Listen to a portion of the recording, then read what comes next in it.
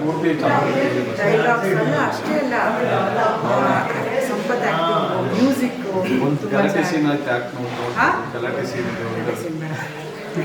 ಗಲಾಟೆ ಅಂದ್ರೆ ಗಂಡ ಹೇಳ್ತಿರ್ ಕಚ್ಚಾಡ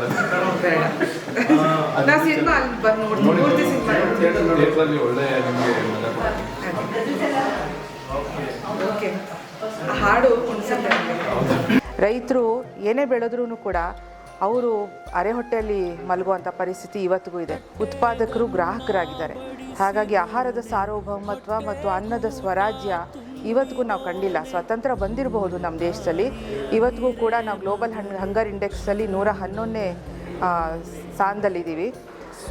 ಈ ಪರಿಸ್ಥಿತಿಯಲ್ಲಿ ಅನ್ನ ಅಂತಹ ಸಿನಿಮಾವನ್ನು ಎಲ್ಲರೂ ಯುವಕರು ಸೇರಿಕೊಂಡು, ಮೈಸೂರಿನ ಯುವಕರು ಇದನ್ನು ತಂದಿರುವಂಥದ್ದು ತುಂಬ ಪ್ರಸ್ತುತ ಮತ್ತು ಸಿನಿಮಾಗಳ ಮಾಧ್ಯಮಗಳ ಜವಾಬ್ದಾರಿಗಳನ್ನು ಕೂಡ ಎತ್ತಿ ಹಿಡಿಯುತ್ತೆ.